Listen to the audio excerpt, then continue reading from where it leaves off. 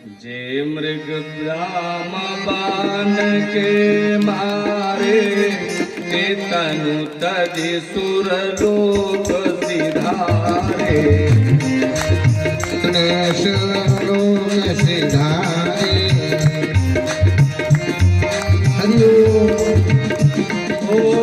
जे मृग राम बाण के मारे, जे मृग राम बाण के मारे, ते तनु तजि सुर लोक सिधारे।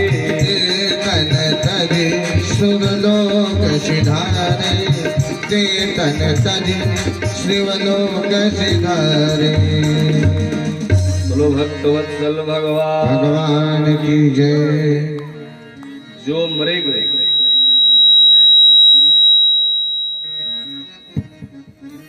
जे मृग राम बाण के मारे, वही मृग राम जी के बाणों से मारे जाते थे, जो तुरंत शरीर को छोड़ करके सुरलोक सिधारे भगवान के धाम चले जाते थे, जो सांप से मुक्त हो जाते थे। बाकी राम जी ने किसी को मारा नहीं, कभी किसी जीव को नहीं मारा। इस प्रकार से लीला आगे बढ़ी और भगवान हमारे क्या करते हैं, पूरे गांव से कोई एक व्यक्ति ऐसा नहीं है जो दशरथ जी के पास कभी शिकायत लेके आया कि भैया अपने बड़े वाले लड़के को समझा लो, राम को या लक्ष्मण को, किसी की कोई शिकायत नहीं।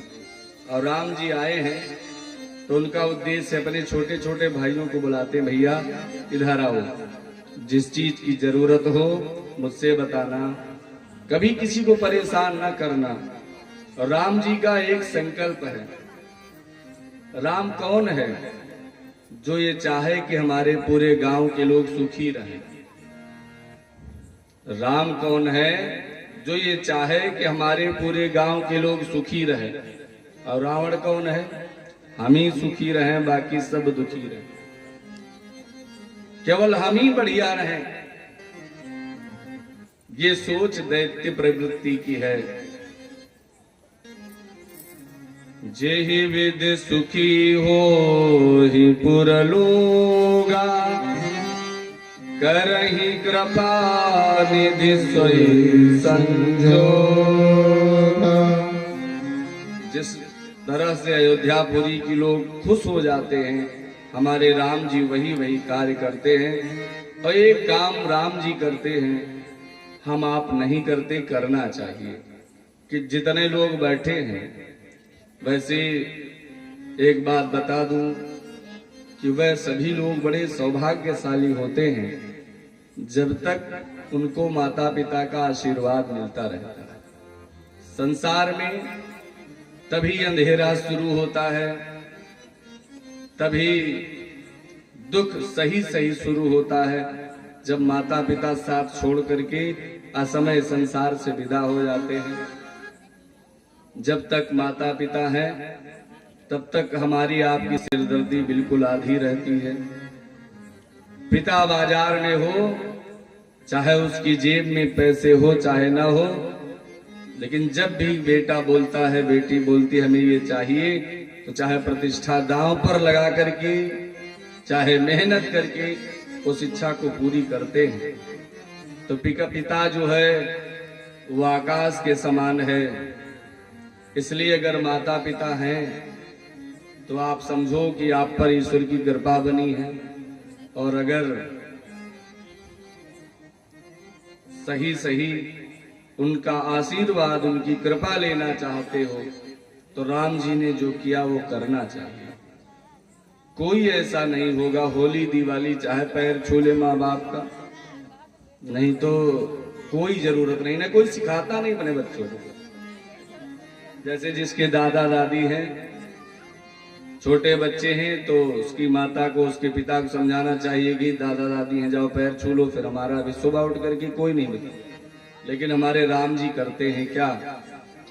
प्रातः काल उठे कै रघुनाथा, प्रातः काल उठे के रघुनाथा, प्रातः काल उठे के रघुनाथा।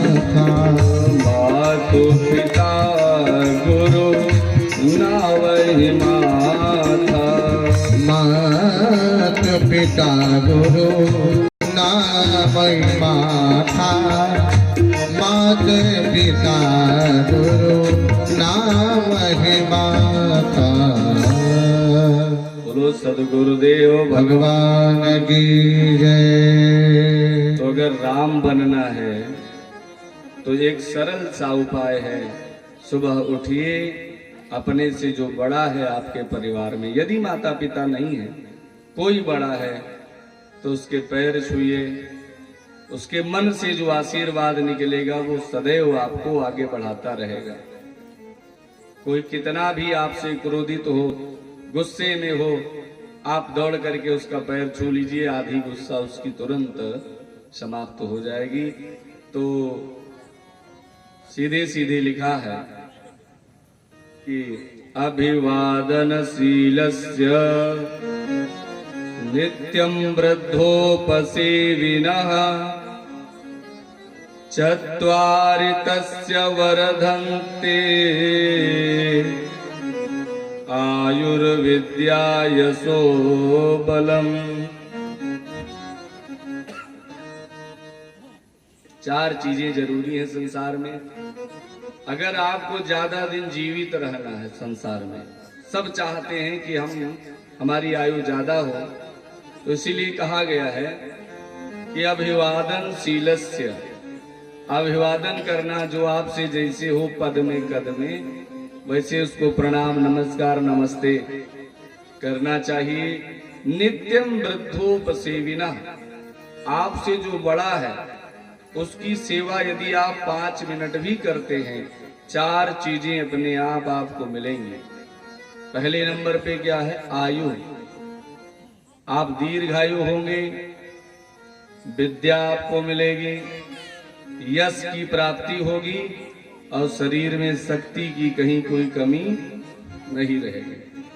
इसलिए राम जी की कथा सुनने का लाभ यही है कि हमें जीवन में क्या करना चाहिए। हमें सन्मार्ग पर चलना सिखाती रोज रामायण। तो राम जी अगर अपने माता पिता गुरु जी का पैर छूते हैं तो आज संसार उनकी पूजा करता है। अगर संसार में आपको पूज्य बनना है तो अपने से बड़े की पूजा करनी ही होगी। इसलिए एक आदत अगर नहीं है तो बनावें। सुबह विद्यालय जाने वाले जो छात्र हैं, जाते समय यथोचित अभिवादन करके जाएं। और सबसे बढ़िया तो यही है कि उठने के बाद बता दे बच्चों को कि अपने से बड़े जो हैं उनको जाओ नमस्ते प्रणाम करके आइए। ये राम जी ने शिक्षा दी है जीवन में। और अब यज्ञ से भगवान उत्पन्न हुए, तो जीवन में केवल यज्ञ की ही रक्षा इन्होंने की। अब पहले यज्ञ की रक्षा का प्रसंग आने वाला है। गाधी नंदन विश्वामित्र जी एक जंगल में रहते हैं और यज्ञ करते हैं। यज्ञ और 8 दिन का अनुष्ठान है। तो जैसे 2 दिन यज्ञ हुआ, सूचना मिली रावण को। तो रावण को घमंड था कि जब कोई शत्रु हमारे बराबर का हो तब हम उससे लड़ेंगे। तो रावण ने कहा छोटा सा यज्ञ है, 4-5 महात्मा बैठ के कर रहे हैं, हम जाएंगे तो हमारी तौहीन होगी। तो क्या किया? सुंद और उपसुंद के बेटे मारीच और सुबाहु को बुलाया, कहा इधर आओ, यहां से सीधे चले जाओ गंगा के उस पार, और वहां यज्ञ हो रही है और यज्ञ को पूरी नहीं होने देना है।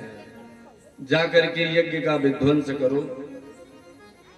तो विश्वामित्र जी तो सोचे कि कौन अयोध्या और गंगा के बीच में यज्ञ के लिए मना करेगा। लेकिन यज्ञ के पूजा पाठ के कथा के विरोधी राम जी के समय में थे, आज भी हैं और भविष्य में भी रहेंगे। लेकिन कब तक? जब तक राम लक्ष्मण नहीं पहुंचेंगे तब तक। और राम लक्ष्मण अगर उठ पड़े और धनुष बाण लेकर के अगर वो कथा भागवत और यज्ञ की रक्षा करने लगे तो मारीच सुबाहु का कोई बल चलने वाला नहीं है जीवन में। तो मारीच सुबाहु आए और ऋषि बैठे थे। तो वाल्मीकि रामायण में वर्णन आता है कि 8वें दिन यज्ञ के लिए मौन व्रत धारण करने का संकल्प लिया सबने।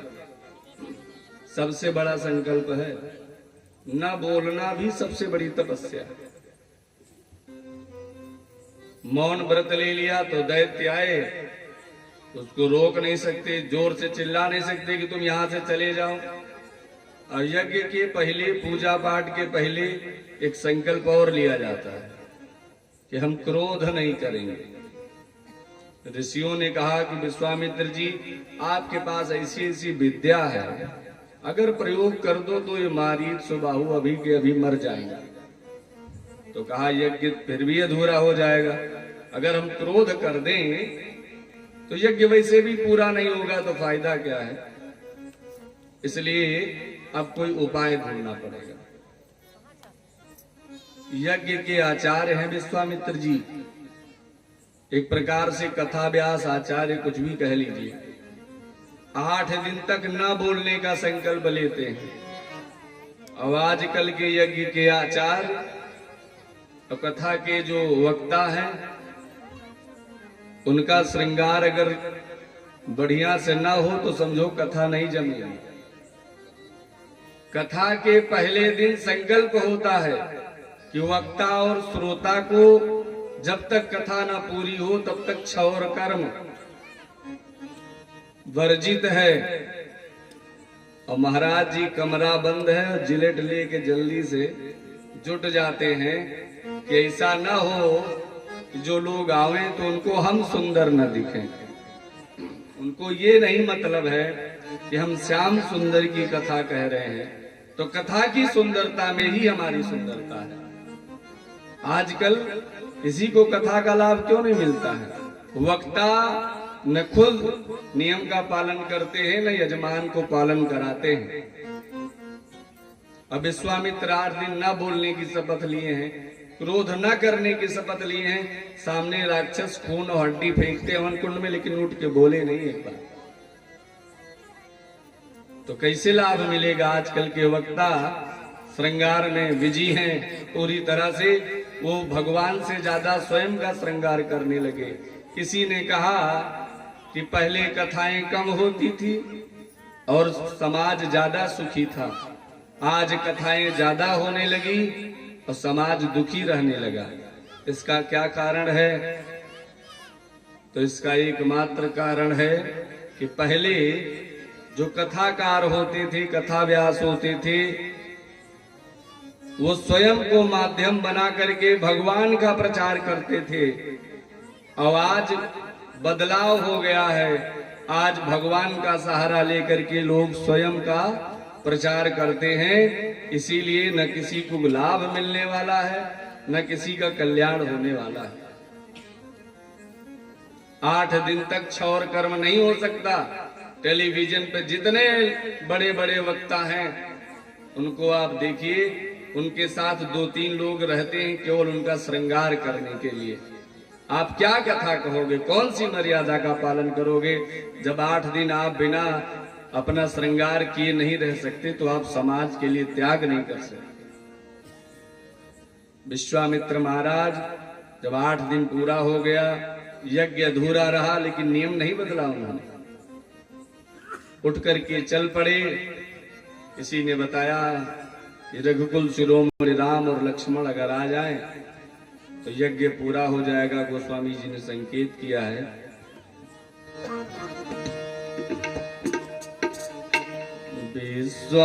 विश्वामित्र महामुनि ज्ञानी, विश्वामित्र महामुनि ज्ञानी, विश्वामित्र महामुनि ज्ञानी, विश्वामित्र महामुनि ज्ञानी।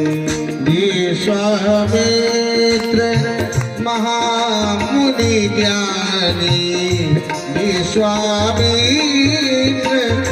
महामुनि ज्ञानी। बसहि विपिन शुभ आश्रम जानी। बसहि विपिन शुभ आश्रम जानी। बसहि विपिन शुभ आश्रम जानी। विश्वामित्र महामुनि, मुनि नहीं है, महामुनि हैं, ज्ञानी भी हैं। बस ही विपिन, विपिन माने जंगल में रहते हैं। आश्रम बड़ा सुंदर है। और उनके मन में एक चिंता व्याप्त हो गई। चिंता क्या व्याप्त हुई? गाधि तनय मन चिंता व्यापी, हरि बिन मरहि न निशाचर पापी। विश्वामित्र के हृदय में एक बात बार बार उठ रही है कि हरि के बिना निशाचर नहीं मर सकते। हरि माने राम जी और निशाचर माने निशा काल में चलने वाले राक्षस। क्योंकि जब राम जी का अवतार हुआ तब 1 महीने तक रात नहीं हुई, तो निशाचर उनके सामने टिक नहीं सकते। राम जी सूर्य वंश में अवतरित हुए, 1 महीने तक सूर्य देव रहे। राम सच्चिदानंद दिनेशा, राम जी सूर्य हैं, और जहां सूर्य है वहां रात नहीं होगी, जहां रात नहीं होगी वहां निशाचर कभी आ नहीं सकते। इसलिए भोलेनाथ ने कहा कि हे पार्वती, हरि बिन मरहि निश्चर पापी। जब तक सूर्य नहीं आएगा, सूर्य वंश का सतचित आनंद रूपी सूर्य जो है, जब वो आएगा तो मोह रूपी निशा, माया रूपी निशा समाप्त हो जाएगी। और जब निशा समाप्त हो जाएगी तो निशाचर अपने आप समाप्त हो जाएंगे। यही विचार करके चल पड़े महर्षि विश्वामित्र राम जी के दर्शन की लालसा में, और सरयू नदी के तट पर पहुंचे। तो सरयू नदी में आचमन कर लिया, स्नान कर लिया कि वहां चल के स्नान न करना रहे, चलेंगे बातचीत करेंगे, फिर राम जी का दर्शन करेंगे। तो जैसे राजद्वार पर पहुंचे तो द्वारपाल थे, पहचानते थे, अरे महर्षि विश्वामित्र जी प्रणाम, आपकी सदा जय हो महाराज। जल्दी से सिंहासन पे बैठाया गया।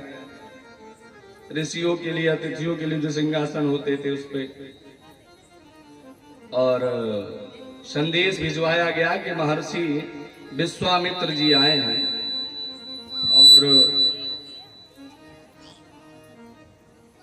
जैसे ही विश्वामित्र के आगमन का समाचार सुना, मुनि आगमन सुना जब राजा, मिलन गयहु विप्र समाजा। मुनि आगमन सुना जब राजा, मिलन गयो विप्र समाजा।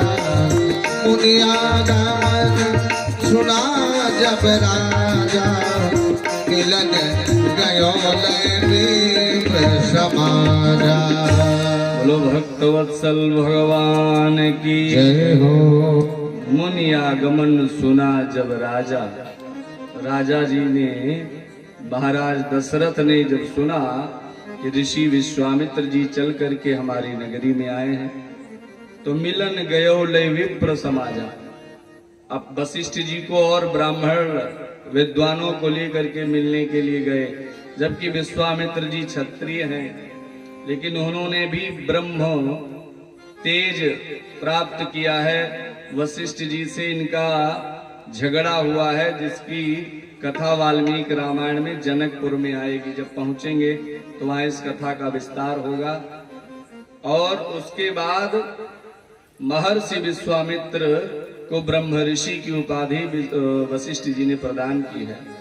तो मिलने के लिए गए, कोई ऋषि कोई साधु संत आवे तो कैसे मिलते हैं, महाराज दशरथ जी से पूछो।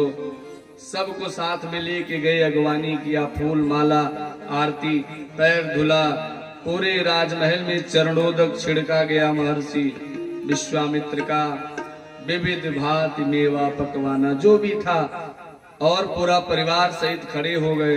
गुरुदेव आज्ञा दीजिए, हम आपकी क्या सेवा कर सकते हैं। तो महर्षि विश्वामित्र जी ने कहा कि क्या सेवा की कोई कमी रह गई? महाराज आपने ऐसी सेवा कर दी है कि अब मेरे मन में कोई अभिलाषा नहीं बची है। और सबसे बड़ी भूख किस चीज की थी? राम दरस की लालसा, राम भगवान को देखने की इच्छा है। जो भक्त है, सच्चा भक्त है, वो भगवान से कुछ मांगने नहीं जाता, वो भगवान को देखने जाता है। जिस समय महाभारत काल में युद्ध होने की स्थिति आई, श्री कृष्ण भगवान ने पांडवों और कौरवों से कहा, सुनो, दोनों हमारे संबंधी हो, दोनों का साथ मैं दूंगा, लेकिन शर्त ये है कि एक ओर मैं रहूंगा, एक ओर मेरी 18 शिव कर्म है, शिव धर्म है, जहाँ शिव बसे हैं क्या करूंगा। पांडवों ने कहा, मुझे 18 अक्षौहिणी सेना से कोई मतलब नहीं है, मेरे शिव शून्य है, शिव पुण्य है, शिव कर्म है, शिव धर्म है, जहाँ शिव बसे हैं बर्फ के संग।